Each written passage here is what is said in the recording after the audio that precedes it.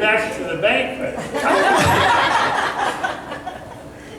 As you can see, you know, we had tomato juice and pickles and so forth.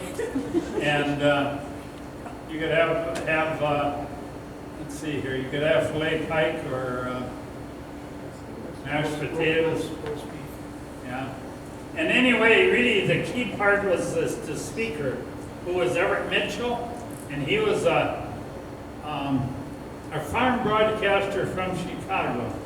And how was that? He would always say, "It's a wonderful day in Chicago." It's a beautiful day in Chicago, yeah. And I hope it's even more beautiful yeah. wherever you are. Yeah. I can remember listening to him. He was on at noon on Saturdays, and I think he was on WAU. Oh yes, I got one other thing. Since I brought it, I might as well show it, right? Yeah. But anyway, by everybody's plate for this banquet, they had little tractors. Oh. And can you see how hard I've been on it? That tractor is at least 62 years old, and hey, it looks better today than it did then. It's a real tractor too. Huh? It's a real tractor too. Well, you know, that's the only thing I didn't really like. But my wife also got one.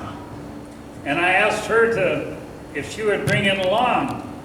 What'd you do with yours, Jeannie? Give it to the kids to play with. She gave it to the kids to play with. I went to work and went up in the cupboard, and I wouldn't have thought of it if she wouldn't have mentioned it. But I have to tell you, this baby has not seen the kids. I still can't figure out why it took you 3 years to get her to agree to marry you. I got one comment on their menu that they had. They had roast beef and they had filet of pike. And the reason for the filet of pike, this was on a Friday night, and at that time Catholics could not eat meat, so they had fish for the Catholics.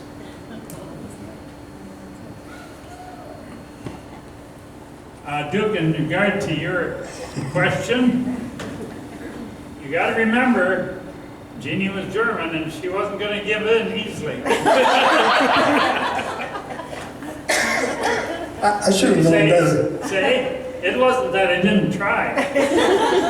I should have known better than to ask.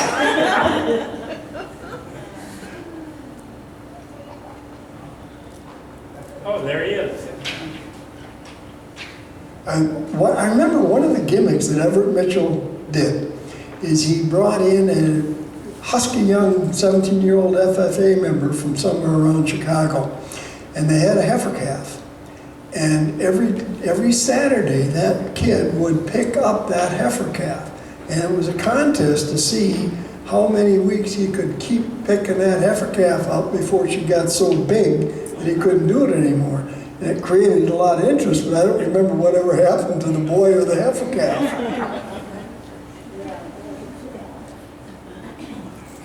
Here you go. This is Everett Taft Benson. My mother, my grandmother, my dad's mother, and Governor Kohler. This was our dinner that we had at our house. We had a full table there. If I remember right, there was like 13 of them at that table. And the rest of us kids, we had to be in the other room. The next one. This is Graff here.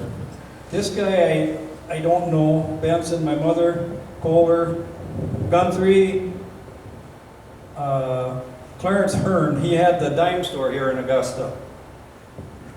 And that's the only ones that I can pick out. This is my mother's sister, Madge. These rolls here, my mother made 13 loaves of bread every 3 or 4 days, rolls, and always had a chocolate cake that she made on Saturday night. It never made it till Sunday morning. And these rolls are called Benson's rolls now. They got, after Benson was there, they named them Benson's Rolls. Sam got upset with John and I when making her run this picture because she said every time she looked at it, she got hungry and wanted to eat. This is Benson and Elise and Governor Kohler. This is our family here. We were looking at the newspaper. They wanted a picture of the front page. They didn't want to see what we were looking at. And here's a picture of the crowd. I don't know how anyone could estimate how many people were there, but you see, a lot of them, it was on a hillside, so they were sitting on the ground. And this was when they were going to have Benson was going to give his speech. Now, there you can probably see me right in the front row there. Wasn't that I was that enthralled with Secretary Benson, but something better was coming up next. There was one story we heard that they wanted to invite President Eisenhower, but one of the members of the committee was a Democrat and hated him and said he wouldn't. And I said, you know, you don't, in this case, you wouldn't invite a Republican, you'd invite the president. But anyway, they did, and he sent Benson instead. Now, you have to remember, the Democrats had been holding the White House for 20 years, from 33 to 53. So Eisenhower had only been in office from January to September. And as soon as the Democrats left office, they got on him and said, you are not going to support the farmers. And so that's what Benson was there for. I don't know if you remember this concept of parity. It goes back to 1928, and they picked out a 5-6 year period, and they said farmers did well, and that would establish parity. And then the government would support the price at that level. And the last time they passed it was in 1948, and they based it on the previous 10 years. Well, that should have been money-making time for the farmers because the war was going on. But there were also a price cap during the war. So I'm not sure how farmers did. But what he was saying here is that we're going to support the parity price at 93 or 94% to make sure that farmers got a decent living. But the other thing, there were a couple of guys there, their names were, one was named Ken Burns, which is kind of an interesting name. And the other one had a kind of an obscure name. And they got together during the Depression in Memphis and sang together. And then they were in the service during the war, and they came back and they found out they could make money by singing parodies of popular songs. And somewhere they were on a radio program in Chicago, and somebody referred to them as Homer and Jethro. And it stuck. And I don't know if any of you are old enough to remember that Patti Page had a very popular song in the 50s called How Much Is That Doggy in the Window? And they recorded something called How Much Is That Hound Dog in the Winder? And one of the lines was, I'll give you 2 bits for that hound dog with a basketball nose on his face. You know what a basketball nose is. It dribbles all over the place. Now, they were the entertainment for Saturday, and nobody is sure.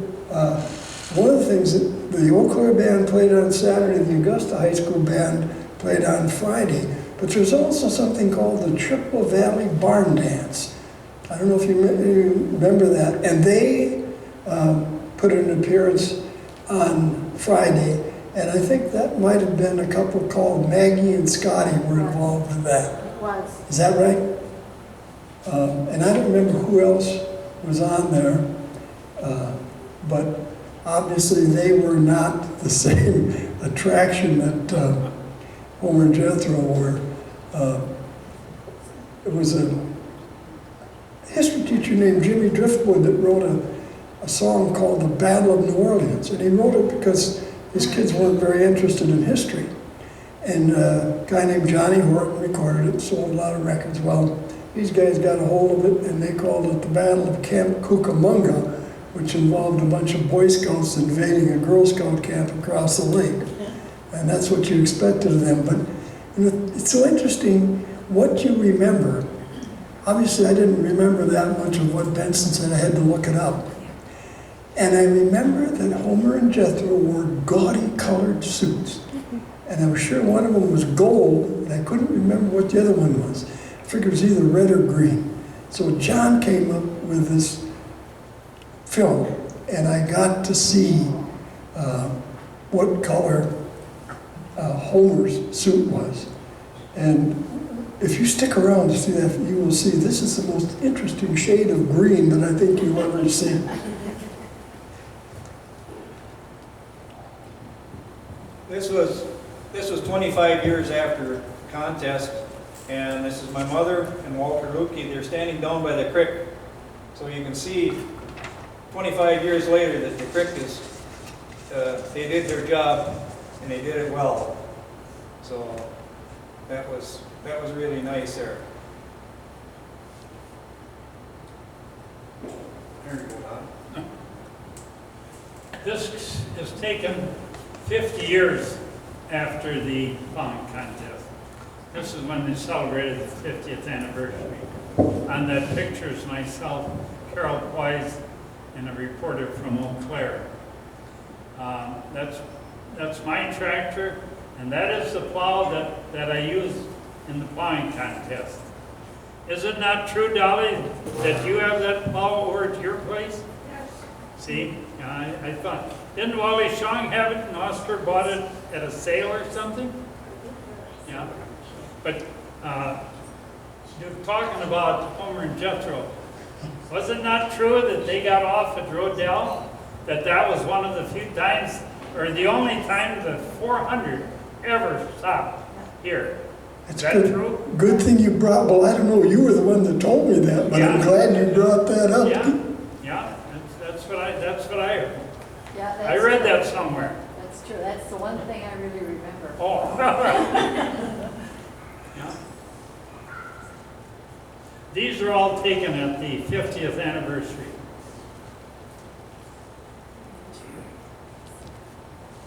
Okay, picture myself.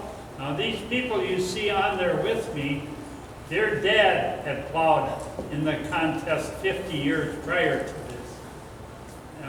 I don't believe he was maybe alive anymore, but they just came. I don't even know where they was from. Do you, Jeannie?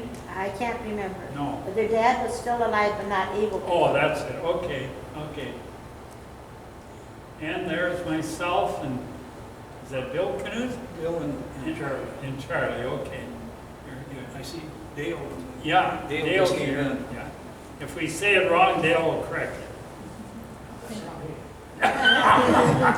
I thought we had to put this picture in just because the one on your right is Dave Balliett, who everybody from Augusta knows.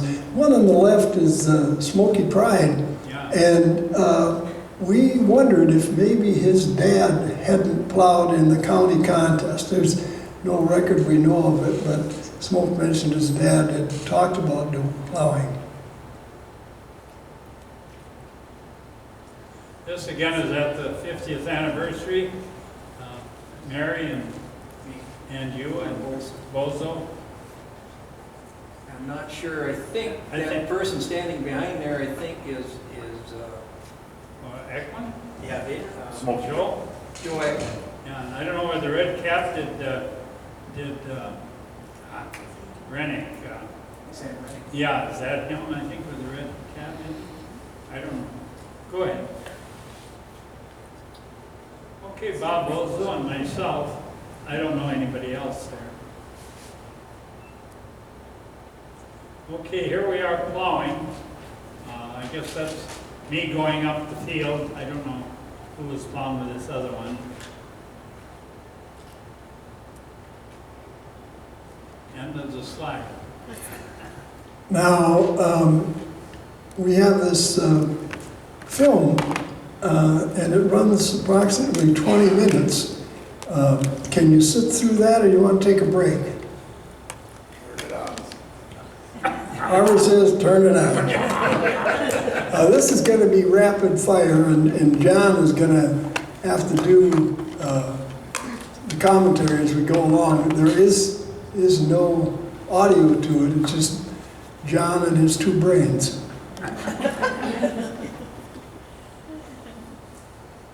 It's coming.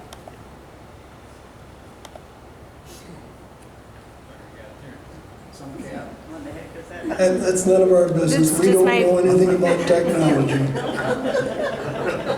It was interesting.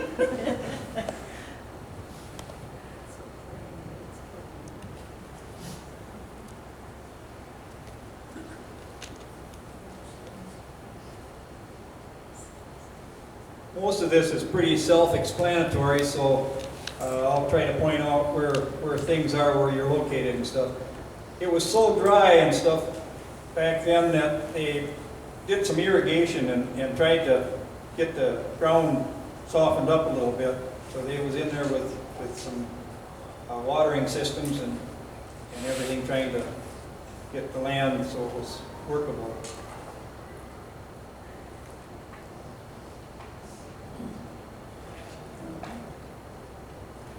That picture in the background there is a creamery.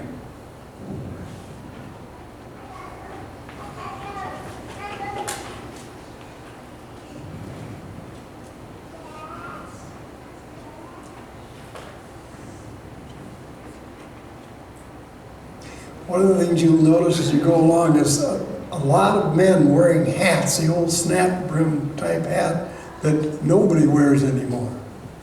This is the stream, the creek, and there's your cat that they were doing a lot of work with, and they put in the terraces and the watershed area and stuff, and they fixed up the banks and everything. We don't get to see it get stuck, do we? No, you don't get to see that. Son of a gun.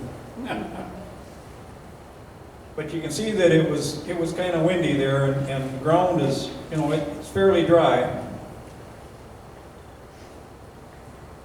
Now this is on the back end of the east of our buildings and stuff, where they started in, where the water was down in the end of the field. This is the area where that was. And this is the tile line where they put their watershed area in and stuff. And here they have a pipe going out where there's water running steady out of it.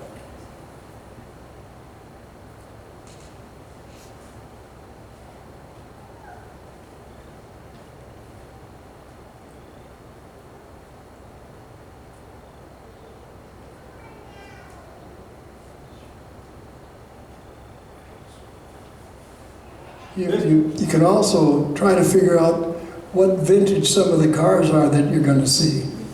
This is kind of like a holding tank area where the water was coming down, and they had to put it down into the creek. So they had a cement tank and stuff that they had in there. There's a lot of guys that had the big old hats. You'll see lots of hats. This is one of their trenchers that they used, and it was kind of dangerous. Let me get this thing going here. Folder, back it up a little bit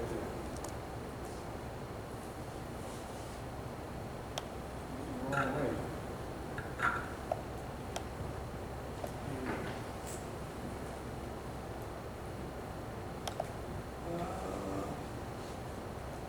Probably like I want to get where they were walking, all the people walking, because there's one person that I can recognize, and I'm sure that some of the people here that are my age and maybe older will recognize. Okay, keep it going. Oh, Sorry. yeah.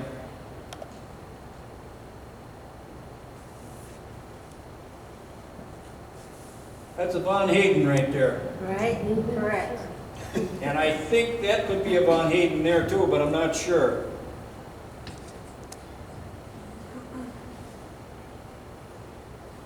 It's pretty hard to tell, you know, the way the lighting is and the people moving and everything. Pretty hard because you don't really get a chance to see who some of them are. I can't see me riding on that wagon. I know I was there. But there's one picture of Cliffy Von Hayden pulling a little wagon. Here they had the oxen there.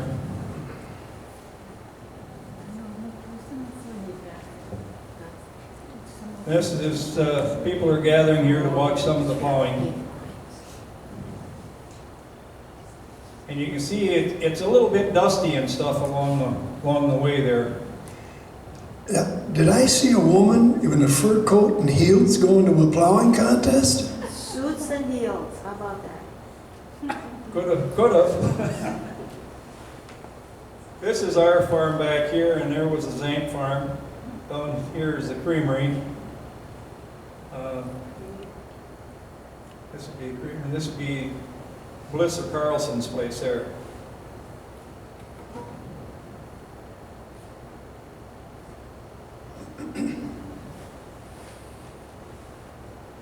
But there was people, you can see way in the back that there was quite a few people that were, you know, back in here and in that area too. So people were pretty much scattered out except when it came for the Benson speech. Of course, then there was a lot of people that didn't even want to attend that.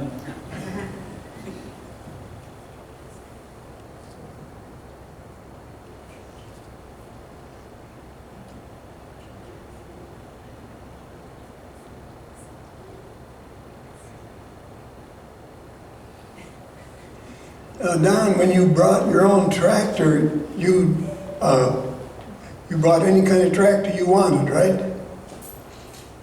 Yeah. Okay, just stop that there. Okay, you can see where the stakes are, and they plow, these stakes, they plow the area in between. And then the farmers, their idea is to plow that strip, and then the next strip will be sod, and then the next strip again will be worked up. In other words, to stay away from erosion and save the moisture.